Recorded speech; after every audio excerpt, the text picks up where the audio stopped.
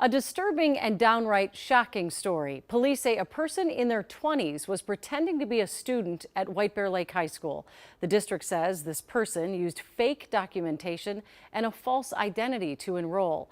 Raya Katene talked to students and parents who say they know him.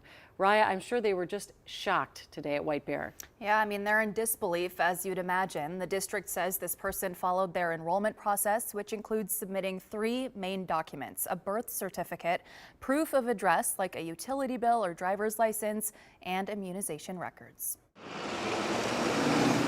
Word travels fast on a high school campus, It was just really awful to hear about. and White Bear Lake High School is no exception. How can this happen? As students learn that one of their peers this school year was an adult posing as a teenager. I am still at shock, and I know my peers are in shock. When I found out, I was really shocked. I was like, you've been with all these girls, like talking to them, having them on Snapchat, and you're 22 in a high school.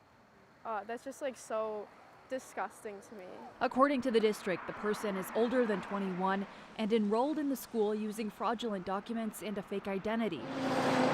The district and White Bear Lake Police have not released the person's identity, but some students say he was a well-known figure at the school and even played on the football team, allegedly posing as a 17-year-old. So that's like 50 kids on the football team that you just were showering next to, minors. In an email to families, Principal Russ Reed says the person is now in police custody and not allowed on district property. But Connor Tran, Yes. who's a junior and his class officer, says questions loom of how this person could have slipped through the system. Will this happen again, and how can we take steps to prevent that? The district says its enrollment process is as rigorous as state law allows, and appropriate steps are taken anytime there is a potential threat to student safety. White Bear Lake High School did have its homecoming dance this past weekend, and students tell me that this person was there in attendance, Julie. I mean, it's just jaw-dropping, the whole thing.